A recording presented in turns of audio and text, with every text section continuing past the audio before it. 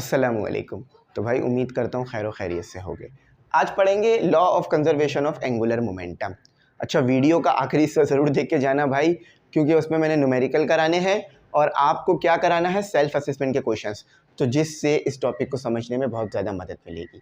चलो अब इसको समझते हैं, ये है क्या भाई। देखो, जब भी कोई बॉडी सर्कल में मूव करेगी तो वहाँ पर आपको ये फिनोमिना देखने के लिए मिलेगा, law of conservation of angular momentum.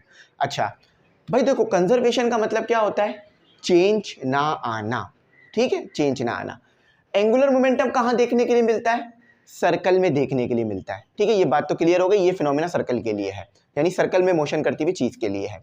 अच्छा, अब इसमें होता क्या है, आपके पास जो चेंज इन एंगुलर मोमेंटम है वो ज़ीरो होता है, यानी कोई भी नेट एक्सटर्नल फोर्स नहीं लग रही होती बॉडी पे, जिसकी वजह से जो मोमेंटम इनिशियल होता है वही मोमेंटम फाइनल में आ जाता है। बात समझ आ गई?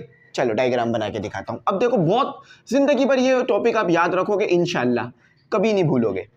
यहाँ पर एक बॉक्स था, ऑब्जेक्ट था, यहाँ पर मेरे पास ये एक ऑब्जेक्ट था। इस ऑब्जेक्ट के पास एल आई यानी इनिशियल मोमेंटम था, इनिशियल एंगुलर मोमेंटम, वो ले लेते हैं हम 5 है, ठीक है, 5 है, 5 तसव्वुर कर लेते हैं हम। इसका यूनिट क्या होगा? मीटर न्यूटन सेकेंड, ठीक है, क्योंकि फॉर्मूला क्या होता है एंगुलर मोमेंटम का? हाँ, आर क्रॉस पी।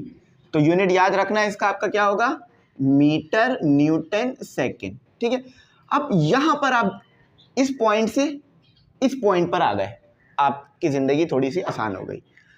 लेकिन मैं कह रहा हूँ कि इसके अंदर law of conservation of angular momentum है, यानी जो मोमेंटम यहाँ था वही मोमेंटम यहाँ आया, एल एफ पर भी आ गया, 5 मीटर न्यूटन सेकेंड।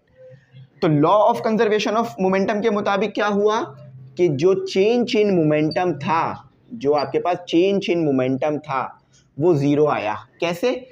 कि ये 5 है आपके पास, ऊपर वाला भी 5, नीचे वाला भी 5 है, तो दोनों को आपने सॉल्व किया तो आपके पास 0 मीटर न्यूटन सेकेंड का बना सिस्टम। तो ये क्या चीज़ है? Law of conservation of angular momentum, यानी बॉडी पर कोई भी एक्सटर्नल टॉर्क ना लगे। अब एक और बात सुनो, ये बात अभी तक नहीं पढ़ाई गई है आपको टॉर्क से रिलेटेड, कि टॉर्क रिस्पॉन्सिबल होता है एंगुलर एक्सेलरेशन का। टॉर्क जो है वो रिस्पॉन्सिबल होता है एंगुलर एक्सेलरेशन के लिए। अगर टॉर्क नहीं है तो एंगुलर एक्सेलरेशन भी नहीं है। जब एंगुलर एक्सेलरेशन ही नहीं है तो बॉडी की वेलोसिटी सेम रहेगी, या बॉडी का एंगुलर मोमेंटम सेम रहेगा। यानी जो एंगुलर मोमेंटम उसके पास इस पॉइंट पर होगा वही एंगुलर मोमेंटम उसके पास इस पॉइंट पर होगा। और फिर जब उसका आप करोगे, चेंज निकालोगे, तो वो ज़ीरो आ जाएगा। तो हम कह सकते हैं ये law of conservation of angular momentum है कि बॉडी पर कोई एक्सटर्नल टॉर्क नहीं लग रहा, जिसकी वजह से ना उसकी एंगुलर एक्सेलरेशन में कोई तब्दीली आ रही है और ना ही उसके अंदर जो है वो लीनियर मोमेंटम में कोई तब्दीली आ रही है, और इसी की वजह से आपके पास क्या हो रहा है? कंजर्व हो रहा है एंगुलर मोमेंटम। चलो बात समझ आ गई। अब इसी चीज़ को जो है बुक की डेफिनेशन से समझते हैं और एक छोटी सी डेरिवेशन करते हैं ताकि आपको ज़िंदगी में आसानी पैदा हो जाए। ये जो मैंने बात लिखी थी ये देख लो, मैं अभी इसको फिर से लिखूंगा, डिटेल में बताऊंगा। The law of conservation of angular momentum. Law of conservation of angular momentum क्या है? वो कहता है कि जब बॉडी पर रिजल्टेंट एक्सटर्नल टॉर्क, यानी कोई भी एक्सटर्नल टॉर्क ना हो, ना ए ना बी ना सी, और उनका कोई सम कुछ भी ना हो, जितना भी एक्सटर्नल टॉर्क है वो सब ज़ीरो हो, ठीक है, एक्ट ऑन अ बॉडी। और टॉर्क आपको पता है बॉडी पे लगता है, टॉर्क इसके बाद वाला टॉपिक है हमारा। तो फिर क्या होगा, आपको देखने में ये आएगा कि मोमेंटम रिमेन कांस्टेंट, यानी change in angular momentum. Momentum constant कैसे रहेगा? जैसे जो मोमेंटम यहाँ पर है, मतलब जो एंगुलर मोमेंटम यहाँ पर है वही एंगुलर मोमेंटम यहाँ पर आ जाएगा। जब इन दोनों का चेंज निकालोगे तो change in momentum is equal to 0 मिलेगा। चलो ये बात तो थ्योरेटिकल अच्छी समझ में आ गई कि कोई मोमेंटम नहीं आ रहा। याद रखना, देखो, हाँ, स्ट्रेट लाइन में अगर आपको एक्सेलरेशन पैदा करनी है ना तो फोर्स देनी पड़ती है ना। मैं यहाँ खड़ा हूँ, मुझे मोशन करा के दिखाओ, फोर्स लगाओगे। लेकिन अगर मैं सर्कल में खड़ा हो जाऊँ जाकर, अब मुझे आपको अगर मोशन करवानी है सर्कल में, तो आप मुझे टॉर्क दोगे, फोर्स नहीं दोगे, ठीक है। टॉर्क भी बेसिकली एक फोर्स ही है, लेकिन ये ऐसी फोर्स है जो सर्कल के लिए होती है। समझ में आ गई ना बात? क्योंकि आप सर्कल में जो एक्सेलरेशन आती है उसे सिंपल एक्सेलरेशन नहीं एंगुलर एक्सेलरेशन कहते हो, सेंट्रीपिटल एक्सेलरेशन अलग चीज़ है। तो इसी तरह से जब सर्कल में मोशन करानी है यानी एंगुलर एक्सेलरेशन पैदा करानी है तो फोर्स तो नहीं दोगे, उसको टॉर्क दोगे। टॉर्क में फोर्स शामिल है लेकिन थोड़ी अलग चीज़ है। चलो आओ इसको और डिटेल में समझते हैं, डेरिवेशन करते हैं। ठीक है, डेरिवेशन में आपके पास ऐसी कोई फिगर नहीं है, ये फिगर मैंने पूरी बात समझाने के लिए ड्रॉ की आपके लिए, तो डेरिवेशन कराता हूँ, उसमें बात समझाता हूँ, बहुत डिटेल में बात समझाता हूँ। तो शुरू में तो मैंने बहुत डिटेल में समझा दी है बात, अब और इसको डिटेल में ले जाता हूँ। आपके पास तसव्वुर करो, आपके पास एक सर्कल है। अब ये सर्कल मैंने यूं बनाया था ना, अब मैं इस सर्कल को यूं बना रहा हूँ, इस सर्कल को मैं यूं बना रहा हूँ। ठीक है भाई, पहले सर्कल यूं बना रहा था ना, अब मैंने इसको यूं करके रख दिया है। शेप 2D बनेगी क्योंकि हमारे पास 2 डायमेंशनल बोर्ड है। अच्छा, ये क्या हो गया? देखो डायग्राम पे ना, जब मैं डायग्राम बनाया करूँ ना, ऐसे हो जाया करो बिल्कुल सीधे, बिल्कुल, क्योंकि उसी वक्त सारा कॉन्सेप्ट क्लियर हो रहा होता है आपका। ये क्या हो गया आपके पास? ये हो गया आपके पास रेडियस। भाई देखो, ये हो गया सेंटर, इसको मैं ओ कह रहा हूँ, ये सेंटर हो गया। अब टॉर्क किस तरफ पैदा होगा? परपेंडिकुलर टू रेडियस, इस तरफ पैदा होगा। ये हिस्सा परपेंडिकुलर बना रहा हूँ मैं, ये रेडियस हो गया, ये आपके पास मोमेंटम हो गया। ठीक है, ये मोमेंटम हो गया। मोमेंटम पता है ना इसमें कैसे आ रही है, मैंने बताया इससे पहले वाले टॉपिक में। ठीक है, कि यहाँ पर वेलोसिटी है और यहाँ पर ही कोई चीज़ है, बॉडी है जैसे कोई, उसका मास है, तो velocity multiply by mass, momentum आ गया आपके पास। ठीक है, अच्छा अब ये आ गई आपके पास एंगुलर वेलोसिटी। एंगुलर वेलोसिटी की डायरेक्शन ऊपर की तरफ होती है। क्यों? क्योंकि जब आप किसी चीज़ को टाइट करते हो तो आपने देखा होगा या तो वो आगे जाती है या तो वो पीछे आती है ना? जैसे देखो मेरे पास ये नट है, इसको मैं टाइट करूँगा तो जब मैं इसको घुमाऊंगा तो ये या तो नीचे जाएगा या तो ऊपर आएगा। तो डायरेक्शन कहाँ? ऊपर नीचे की तरफ आ रही है। बेशक वेलोसिटी यूं भी है लेकिन एक और चीज़ है जो ऊपर नीचे ले जा रही है, उसके लिए एंगुलर वेलोसिटी रिस्पॉन्सिबल होती है। अच्छा, ये बात समझ आ गई। कहाँ ये जाता है? इस डेरिवेशन के लिए, ये जो डेरिवेशन है आपके पास, इस डेरिवेशन के लिए ये जो पॉइंट ओ है, इसको उठाकर मैंने यहाँ शिफ्ट कर दिया। कोई मसला, कोई परेशानी की बात नहीं है, शिफ्ट कर दिया। जब मैंने शिफ्ट किया तो मेरे पास यहाँ पर ये पॉइंट मिला। ठीक है, यहाँ पर मेरे पास, अच्छा रेडियस मैंने इस तरफ ऊपर की तरफ ड्रॉ करा है इसका। ये डायरेक्शंस बहुत इंपॉर्टेंट है तो इसको याद रखना। अब मैंने क्या किया, इसको मिला दिया इससे, इसको मिला दिया इससे। अब थोड़ा सा समझो मेरी बात को, ये क्या हो गया, ये क्या हो गया? ये हो गया आपके पास एंगल, यहाँ पर बन रहा है आपके पास। एंगल के सामने वाली जो चीज़, देखो भाई पाइथागोरस थ्योरम लगा रहे हो ना, एंगल नहीं पहचान में आ रहा कौन सा है, तो मैं जरा समझाता हूँ एंगल कैसे पहचानोगे। यहाँ पर आपने एंगल बनाया ना, इस एंगल के सामने वाली चीज़ परपेंडिकुलर है, तो मैंने यहाँ पर एंगल बनाया, तो इस आर को क्या कहूँगा मैं?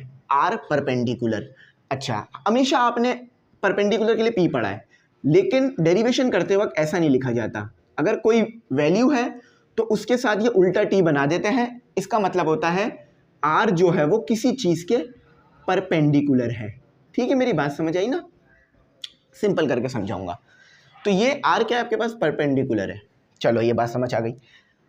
अब ये भी आर है, ये भी एक आर का कंपोनेंट है क्योंकि ये ओ है, लेकिन ये वाला आर पैरेलल है किसके? एंगुलर वेलोसिटी के। तो आर पैरेलल, इन दोनों को ऐड करोगे तो ये वाला आर मिल जाएगा। अब मेरी यहाँ पर बात, एंगुलर मोमेंटम कहाँ है? जिस डायरेक्शन में एंगुलर वेलोसिटी है उसी डायरेक्शन में एंगुलर मोमेंटम होगा। सर कैसी बात कर दी आपने, समझ नहीं आई। देखो ये रहा आपका एंगुलर मोमेंटम, और याद रखना ये एंगुलर मोमेंटम परपेंडिकुलर है। क्यों परपेंडिकुलर है ये भी बता देता हूँ। क्योंकि देखो ये जो आपकी एंगुलर वेलोसिटी है ना, इसकी डायरेक्शन में परपेंडिकुलर है, इसकी डायरेक्शन में परपेंडिकुलर है। तो अगर एंगुलर वेलोसिटी परपेंडिकुलर है तो एंगुलर मोमेंटम भी परपेंडिकुलर होगा। एंगुलर वेलोसिटी और एंगुलर मोमेंटम का रिलेशन आपको इस फॉर्मूले से मिलता है, L = I ओमेगा। तो अगर अगर ओमेगा परपेंडिकुलर है तो L भी परपेंडिकुलर होगा। चलो ये बात समझ आ गई। अब डेरिवेशन करते हैं, अब डेरिवेशन की तरफ बढ़े चलते हैं। सब बच्चे मुझे बताएं what is the formula of angular momentum. The formula of angular momentum, formula of angular momentum. क्या है एंगुलर मोमेंटम का फॉर्मूला, मैं आपसे जानना चाहता हूं। मैं आपको पढ़ा चुका हूँ इससे पहले वाले टॉपिक में, नहीं पढ़ा तो लिखो angular momentum ME English centre, मिल जाएगा। एंगुलर मोमेंटम का फॉर्मूला होता है L = R क्रॉस P। यही फॉर्मूला होता है ना, देखो इस पे लिखा हुआ भी है, अगर यहाँ से देखना चाहो तो यहाँ से भी देख सकते हो, लिखा हुआ है। अच्छा चलो, अब देखो मेरे पास यहाँ पर R दो चीज़ों से मिलके बन रहा है, एक मेरे पास ये रिजल्टेंट है और दूसरे मेरे पास ये कंपोनेंट है जो कि R परपेंडिकुलर और R पैरेलल है। ये बुक में ये चीज़ें नहीं लिखी हुई इसलिए मैं यहाँ बता रहा हूँ। अच्छा, तो जब मैं यहाँ पर R पुट करूँगा, पुट R इन इक्वेशन 1, ठीक है, तो ये इक्वेशन आपके पास 1 आ गई, यहाँ पर वैल्यू पुट हो गई, तो ये आ गया आपके पास R T प्लस में मेरे भाई R क्रॉस P। अच्छा, अब यहाँ लग रहा है एक लॉ, डिस्ट्रीब्यूटिव लॉ, कि ये इसके साथ आ गया R T cross P plus R parallel और P। कोई मुझे नहीं कहेगा कि सर आपने गलत लिखी है ये बात मैंने बिल्कुल ठीक लिखी है। ये एंगुलर मोमेंटम का रिजल्टेंट है, मैं एंगुलर मोमेंटम का परपेंडिकुलर कंपोनेंट उठा लूँगा। क्यों? देखो भाई, मैंने अभी थोड़ी देर पहले बात बोली कि मेरे पास एंगुलर मोमेंटम के दो कंपोनेंट हैं, एक परपेंडिकुलर वाला, एक पैरेलल वाला। तो ये वाला इधर भी क्रॉस आएगा, देखो ये वाला पैरेलल वाला कंपोनेंट एंगुलर मोमेंटम का परपेंडिकुलर कंपोनेंट बना रहा है, ये पैरेलल वाला कंपोनेंट परपेंडिकुलर वाला कंपोनेंट, तो ये वाला पार्ट मेरे काम का है, ये वाला नहीं ले रहे हैं, ये एक तरह से जो है हमारे पास 0 हो जाएगा, ठीक है। तो L, ठीक है, ये आ गया। चलो, ये तो यहाँ तक तो मुझे लगता है किसी को कोई बात समझने में मुश्किल इंशाल्लाह नहीं होगी, ठीक है। अब देखो, अब मैंने यहाँ पर क्या करना है, मल्टीप्लाई। अब देखो ये ना L को मैं यहाँ ले रहा हूँ, अब देखो यहाँ इन्होंने ना DL लिया है, DL का मतलब है डेरिवेटिव, डेरिवेटिव का मतलब होता है स्मॉल चेंज, बिल्कुल छोटा सा चेंज आना। देखा होगा ना, कभी बहुत कम पैसे मिलते हैं, कभी बहुत ज़्यादा, तो वो जो बहुत कम पैसे मिलते हैं ना, वो स्मॉल चेंज होता है आपका। मैं बुक की तरह ही जाता हूँ, DL लिखूंगा मैं, आप चाहो तो डेल्टा L भी लिखने के लिए काबिल हो, सफिशिएंट हो, तो ये L को मैं बदल देता हूँ DL से, ठीक है। अच्छा, R में कोई चेंज नहीं आ रहा, रेडियस तो हमेशा कांस्टेंट ही रहना है उसका। इसी तरह से मैं DP को बदल दूंगा, सॉरी सिर्फ P को बदल दूंगा DP से, तो ये आ गया मेरे पास DP। अब सर बात समझ नहीं है करना क्या चाह रहा है, मैं ये प्रूफ करना चाह रहा हूँ कि change in angular momentum equal to 0 constant. अच्छा, अब देखो ये तो मेरे पास आ गई सारी बातें, मुझे बात समझ आ गई, कोई मुश्किल की बात नहीं थी। Multiply T both side, multiply DT both side, तो ये हो गया DL DT equal to R parallel cross DP। अच्छा, बाकी काम अब करते हैं हम नमाज के बाद। तो माशाल्लाह से आपको बात बहुत अच्छी समझ में आ रही है, क्योंकि मैंने अपनी पूरी एफर्ट आपको दे दी है। अच्छा चलो, खुश इसलिए हो रहा हूँ क्योंकि जिस दिन मैं आपको अच्छा समझा देता हूँ ना, और अच्छा पढ़ा लेता हूँ और अच्छा टाइम दे देता हूँ पढ़ाने के लिए, तो मुझे ऐसा लगता है मैंने कोई बहुत बड़ी अचीवमेंट हासिल कर ली। तो रोज़ जीतता हूँ और जब नहीं पढ़ा पाता तो रोज़ हार जाता हूँ। चलो अब देखो मेरी बात सुनो, चीज़ से चीज़ निकलती है, बात से बात निकलती है। चलो ये भी समझ में आ रहा है क्या चीज़ है, ये भी समझ में आ रहा है क्या चीज़ है। ज़रा मेरी बात सुनो, इसको ज़रा देखो, क्या मैं ऐसे लिख सकता हूँ? पढ़ा है हमने force F is equal to DP upon DT, पढ़ा है हमने या नहीं पढ़ा? ये याद करो, हमने मोमेंटम में पढ़ा, इम्पल्स में ये चीज़ पढ़ी थी, है ना। तो पुट करो ज़रा, इक्वेशन 1 उसे कहा था ना, इक्वेशन 2 इसे कह रहा हूँ। पुट करो ज़रा, जल्दी से पुट करो, टेंशन नहीं लो। पुट इन इक्वेशन 2, ठीक है। तो चलो ये क्या हो गया आपके पास, DL, सॉरी L लिखो, L लिखो भाई, L लिखो, और DT इक्वल टू R को पैरेलल क्रॉस F। चलो अब मुझे ज़रा दिमाग के घोड़े दौड़ाओ और बात बताओ, क्या ये बात झूठ है? क्या ये बात गलत है? क्या ये बात गलत है? नहीं ना, बिल्कुल गलत नहीं है ना। तो चलो इसको थोड़ा सा ऊपर करके लिखते हैं, R क्रॉस के टॉर्क आपके पास बराबर होता है, सॉरी टॉर्क आपके पास बराबर होता है मोमेंट आर्म और वेक्टर प्रोडक्ट विथ फोर्स। तो देखो ना ये चीज़ यही तो है, आर क्या है, मूवमेंट आर्म। देखो ना यहाँ पर अगर फोर्स लगाओगे तो ये मूवमेंट आर्म बन जाएगा और टॉर्क पैदा कर देगा। तो ज़रा ये लिख दो ज़रा, अकॉर्डिंग टू लॉ क्यों दिया जाता है, ताकि कभी फंस जाओ तो उससे हेल्प लेके आगे बढ़ जाओ। तो लॉ क्यों दिया जाता है, लॉ ने क्या कहा था, देखो क्या कहा था, नो रिजल्टेंट एक्सटर्नल टॉर्क कहा था ना। तो चलो इधर क्या लिखूंगा मैं, 0, क्योंकि कोई एक्सटर्नल टॉर्क नहीं लगेगा जब law of conservation of angular momentum होगा। Law of conservation of energy सब बच्चों को याद है कि एनर्जी में तब्दीली ना आना, या एक फॉर्म से दूसरे फॉर्म में तो चला जाना लेकिन एनर्जी सेम रहना। इसी तरह से जब बोल रहे हैं law of conservation of angular momentum, torque ना होना, एंगुलर मोमेंटम ना पैदा होने देना, उसमें चेंज ना आने देना। चलो इसको ज़रा यहाँ रखो, dl/dt 0। अब जब इसको इससे मल्टीप्लाई कराओगे तो कितना आएगा, dt मल्टीप्लाई बाय 0, यानी dl इक्वल टू 0। इसका क्या मतलब है dl इक्वल टू 0, इसका यही मतलब है, यही मतलब है। देखा, डेरिवेशन से पूरा प्रूफ करके दिखा दिया मैंने आपको। ये कब होगा, dl इक्वल टू 0 कब होगा, जब जो वैल्यू di की आई होगी वही वैल्यू df की आई होगी। तो जब चेंज निकालने जाओगे तो आपके पास क्या आ जाएगा, LF माइनस LI, दोनों सेम आ रहे होंगे तो एक दूसरे को कैंसिल करके 0 दे देंगे। आपने यहाँ रोकना है अपने सवाल को। देखा, बात समझ में आई ना। देखो बस पढ़ाई यही है कि दिमाग रिलैक्स रख कर सीखो चीज़ों को। अच्छा, अब मैं आपसे थोड़ा सा आपकी कंसंट्रेशन चाहूँगा। इसको मैं यहाँ लिख देता हूँ, L, I और ओमेगा, ये एंगुलर मोमेंटम का फॉर्मूला है। मैं आपको ये बात प्रूफ करके दिखाना चाहता हूँ। वैसे तो यहाँ पूरे हिस्से में यही बात प्रूफ हुई है, लेकिन मैं आपको ये बात प्रूफ करके दिखाना चाहता हूँ कि कैसे टॉर्क बराबर होता है चेंज इन एंगुलर मोमेंटम के। देखो फोर्स तो आपको पता है कैसे बराबर होती है, चेंज इन लीनियर मोमेंटम के। ठीक है भाई, देखो फोर्स क्या है आपके पास, अगर फोर्स का एक और डेफिनेशन देखना चाहो तो ये आपने पढ़ रखी है ना इम्पल्स में, कि फोर्स जो है वो आपके पास बराबर होती है चेंज इन मोमेंटम इन पर रिस्पेक्ट टाइम, या इन रिस्पेक्ट टू टाइम। ठीक है, पर टाइम भी कहते हो जिसे आप। देखो टॉर्क लिख सकता हूँ, क्या होता है टॉर्क का formula, R cross P, sorry हाँ नहीं, R क्रॉस F होता है। ठीक है, अच्छा F क्या होता है, देखो F ये है आपके पास। ये मैं आपको बताना चाह रहा हूँ कि टॉर्क किस तरह बराबर होता है एंगुलर मोमेंटम के चेंज के विथ रिस्पेक्ट टू टाइम। अच्छा, तो ये मैंने लिख दिया D, सिर्फ P लिख देता हूँ। ठीक है, और विथ रिस्पेक्ट टू टाइम याद आ रहा है कुछ, R क्रॉस P भाई, MV/R, ये भी एंगुलर मोमेंटम का फॉर्मूला। MV क्या होता है, R क्रॉस P। देखो लीनियर मोमेंटम याद आया ना, तो ये इन दोनों का क्रॉस प्रोडक्ट, यहाँ भी क्रॉस हो रहा है, तो ऊपर क्या आ गया आपके पास, angular momentum with respect to time. अब कोई बच्चा मुझे ये नहीं बोलेगा कि सर ये कैसे हुआ, मैंने करके आपको दिखाया।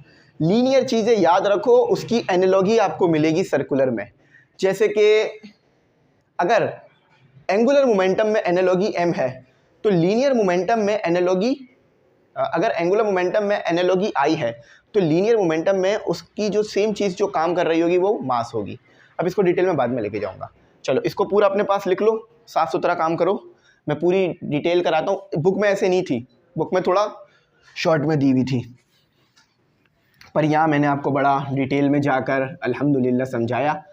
ये मेरी इन्वेस्टमेंट है आप लोगों पर, जो मैं मेहनत करके आपको करा रहा हूँ, और मुझे उम्मीद है ये इन्वेस्टमेंट आप लोगों को बहुत फ़ायदा देगी आने वाले वक्तों में। अच्छा चलो, यहाँ पर हमने क्या लॉ फाइंड किया, डेल्टा L इक्वल टू 0 आ गया हमारा, ये लॉ प्रूफ हो गया। अब न्यूमेरिकल करता हूँ। चलो पहले सेल्फ असेसमेंट करा देता हूँ। सेल्फ असेसमेंट में कहते हैं एंगुलर मोमेंटम कैसे अलग है लीनियर मोमेंटम से। स्टार्ट में मैंने क्या बात बोली थी, एंगुलर मोमेंटम सर्कल में होता है, लीनियर मोमेंटम स्ट्रेट लाइन में होता है। अगर कोई बच्चा बिल्कुल सिंपल जवाब देगा ना, अगर कोई मैं पूछूं मेरे बारे में बताओ, और कोई बच्चा बोल देगा सर आपका नाम फैजुर रहमान है और आप यूट्यूब पे पढ़ाते हो, मैं बुरा नहीं मानूंगा। उसने बहुत सिंपल बातें बताई मेरे बारे में, बहुत कॉमन चीज़ है, क्यों बुरा मानूंगा। तो अगर आपसे कभी सवाल पूछा जाए ना, ज़रूरी नहीं है कि that is because by you are me then circumstances phenomena, बड़े बड़े अल्फाज इस्तेमाल करो, बिल्कुल छोटी सी बात कर दो कि angular momentum we can see in circle, linear momentum is in straight line. मैं बोलूँ चलो नंबर पूरे ले जाओ, तुम बात अच्छी करते हो, ठीक है। तो टेंशन नहीं लिया करो, टेंशन लोगे ना वो लोग और देंगे। लोग कभी कभार अपनी टेंशन आपको ऐसे ही दे देते फ्री में, पैसे नहीं देते, टेंशन दे देते बस। अच्छा, मैंने डॉक पे, मैं असल में ना आपके लिए डॉक पे बनाता हूँ इन क्वेश्चंस के आंसर, क्योंकि फिर वहीं से स्लाइड पेस्ट कर देता हूँ ना आप लोगों के लिए। तो मैंने दूसरे मोबाइल में डॉक पे बनाई है। अब देखते हैं यहाँ पर अपडेट हुआ है या नहीं हुआ है। हाँ अपडेट हो गया है, चलो अपडेट हो गया। How is angular momentum different from linear momentum, explain the key different between two. की डिफरेंट तो इनके दरमियान यही है कि एक एंगुलर मोमेंटम सर्कल में देखने को मिलेगा, लीनियर मोमेंटम या सिर्फ मोमेंटम आपको स्ट्रेट लाइन में देखने के लिए मिलेगा। Linear momentum involve the motion of an object in a straight line, की इनका डिफरेंस है ये, and depend on mass and linear velocity. ठीक है, इसी तरह से एंगुलर मोमेंटम है कि ये आपको ये सर्कल में देखने के लिए मिलेगा या रोटेशन करती हुई बॉडी में देखने के लिए मिलेगा, रोटेशन तो सर्कल में ही होगा ना, और साथ ही साथ इसमें मोमेंट ऑफ इनर्शिया होगा या एंगुलर वेलोसिटी या लीनियर मोमेंटम और मोमेंट आर्म, इस तरह से इसका फॉर्मूला होगा। ठीक है, या मास वेलोसिटी और रेडियस। चलो माशाल्लाह आपको बात समझ आ गई। दूसरा सवाल, how does angular momentum change when an object moment of inertia is alter. कैसे एंगुलर मोमेंटम चेंज होगा अगर आप एंगुलर वेलोसिटी को एंगुलर वेलोसिटी है ना, अगर आप मोमेंट ऑफ इनर्शिया को चेंज कर दो। मोमेंट ऑफ इनर्शिया का फॉर्मूला आपने क्या पढ़ा था, एम आर स्क्वायर, है ना। तो अगर आप एम आर स्क्वायर को चेंज करोगे, देखो ना ये रहा ना मोमेंट ऑफ इनर्शिया, ये रहा मोमेंट ऑफ इनर्शिया, मैं इसको लिख देता हूँ ज़रा, L is equal to I cross. तो अगर मोमेंट ऑफ इनर्शिया को बढ़ाओगे तो भाई एंगुलर मोमेंटम भी बढ़ेगा। कैसे, देखो मैंने इसमें एग्जांपल लिखी है यहाँ पर, मैं यूं हाथ बांध के घूम रहा हूँ तो मेरा मोमेंट ऑफ इनर्शिया ज़्यादा आएगा। ठीक है, मतलब मोमेंट ऑफ इनर्शिया मेरा कम आएगा। मोमेंट ऑफ इनर्शिया कम आने की वजह से मैं ज़्यादा तेज़ घूम पाऊंगा। मोमेंट ऑफ इनर्शिया मैं उम्मीद करता हूँ याद होगा कि मैंने क्या आपको पढ़ाया था कि जब बॉडी सर्कल में मूव करेगी उसको एक रेजिस्टेंस मिलेगी, उसकी एंगुलर एक्सेलरेशन में जो चेंज नहीं आने देगी, वो चीज़ एंगुलर, वो चीज़ मोमेंट ऑफ इनर्शिया रहेगी, याद है ना। तो जब मैं यूँ घूमूंगा तो तेज़ घूम पाऊंगा, जब यूँ हाथ खोलूँगा तो हल्के घूमूंगा। ये बात मैंने बहुत डिटेल में इसमें लिखी है। तो while the angular velocity remains constant, its angular momentum also change।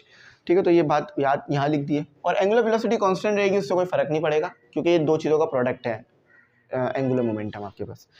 अच्छा, इसको पूरी लिख लेना, मैं न्यूमेरिकल पे आ जाता हूँ ताकि टाइम वेस्ट ना हो। मुझे अभी 2 टॉपिक आपको आज ही कराने, तो वो भी मैं करूँगा इंशाल्लाह। बस टेंशन नहीं लेनी, परेशान नहीं होना भाई किसी भी चीज़ को लेके, टेंशन लोग देते हैं लेनी नहीं है। अच्छा चलो इधर आओ। हाँ क्या कहते हैं, कहते हैं बास्केटबॉल। वर्क एग्जाम्पल लिख देता हूँ, वर्क एग्जाम्पल 4.6, यानी इससे पहले हमने 6 न्यूमेरिकल किए इस चैप्टर से। गिवन डेटा पे जाते हैं, फिर टू फाइंड को बुलाते हैं, जो कि बिल्कुल सही नहीं लिखा जा रहा है, जल्दी जल्दी में ना ये ऐसे ही होता है। ठीक है, अच्छा ये डी भी सही नहीं लिखा। तो देखो सबसे पहले क्या कहते हैं, आपने देखा है अक्सर लोग यूं बॉल को उछालते और यूं उंगली पे घुमाना शुरू कर देते हैं, ये उसकी बात हो रही है। अब basketball spinning on the finger of an athlete, एक एथलीट है वो अपनी फिंगर पर बास्केटबॉल घुमा रहा है, हैज एंगुलर वेलोसिटी, उसके पास एंगुलर वेलोसिटी बहुत वाज़ेह करके लिखी है उन्होंने 120 रेड पर सेकेंड। ठीक है 120 है ये। कहते हैं the movement of inertia of a sphere that is hollow. याद रखना मूवमेंट ऑफ इनर्शिया का फॉर्मूला शेप्स के साथ चेंज होता है। जैसे आप गाड़ी पे फोर्स लगाओ तो भी F is equal to m a, truck पे फोर्स लगाओ तो भी F is equal to m a. लेकिन मूवमेंट ऑफ इनर्शिया सिलेंडर के लिए अलग है, स्पेयर के लिए अलग है, होलो स्पेयर के लिए अलग है, होलो सिलेंडर के लिए अलग है। यहाँ होलो सिलेंडर की बात हुई है, यहाँ होलो स्पेयर की बात हुई है, तो होलो स्पेयर का फॉर्मूला चाहिए मुझे आपसे। ठीक है, where m is the mass and r is the radius, waiting कहते हैं अक्सर, लेकिन ये मास ही होता है। इसका यूनिट आप अच्छी तरह पहचान पाते हो, 0.6 kg आपके पास ये है। बास्केटबॉल बहुत भारी नहीं होती तो इसलिए 0.6 में आ रही है। अच्छा, अब बाकी ज़ीरो क्यों नहीं लिए, ज़रूरत नहीं है, बाकी ज़ीरो लेना चाहो ले लो, वैल्यू सेम ही आएगी। रेडियस आपको इन्होंने दिया 0.1012 मीटर, ठीक है, ये आपका रेडियस हो गया। बात समझ आ गई ना। अब आपने क्या पता करना है, आपने पता करना है what is the angular momentum of the basketball. Angular momentum of the basketball ज़रा आप बच्चे मुझे बताएंगे। सोल्यूशन की हेडिंग डालो। सबसे पहले मूवमेंट ऑफ, मैं इस तरह लिखता हूँ, बात समझ आती है? आई थिंक मिला के लिखता हूँ तो शायद बात समझ नहीं आती होगी। Movement of inertia. वैसे माशाल्लाह से मेरी राइटिंग बुरी नहीं है, खुद तारीफ कर रहा हूँ अपनी, लेकिन बुरी नहीं है। तो मूवमेंट ऑफ इनर्शिया का क्या फॉर्मूला रहेगा, लेकिन ये होलो स्पेयर है तो 2/3 mr², ठीक है, 2/3 mr², तो मैंने इसे लिख दिया। अच्छा, मुझे लेकिन मूवमेंट ऑफ इनर्शिया पता नहीं करना, मुझे पता करना है एंगुलर मोमेंटम। तो एंगुलर मोमेंटम का क्या formula, L is equal to, देखो ये 3 लिखे हुए हैं, इन तीनों में से कौन सा यूज होगा, ऊपर वाला। क्यों, क्योंकि देखो ओमेगा दिया हुआ है और mr दिया हुआ है, तो ये ऊपर वाला लगेगा। अच्छा, पहले मैंने लिख दिया I ओमेगा। अब आप बोल लो सर ऊपर वाला लिखेगा, आई तो दिया हुआ नहीं है भाई, आई इस चीज़ के बराबर है ना। पुट करो ज़रा, सलाहियतों का इस्तेमाल करें और वैल्यूज़ पुट करें, ठीक है। अब सारी वैल्यू नोन हो गई, अब सिर्फ अननोन क्या रह गया, आपका जवाब, ठीक है।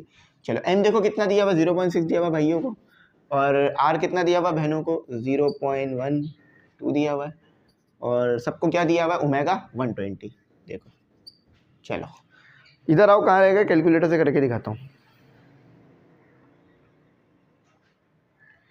तेरा कैलकुलेटर निकाल लूँ मैं।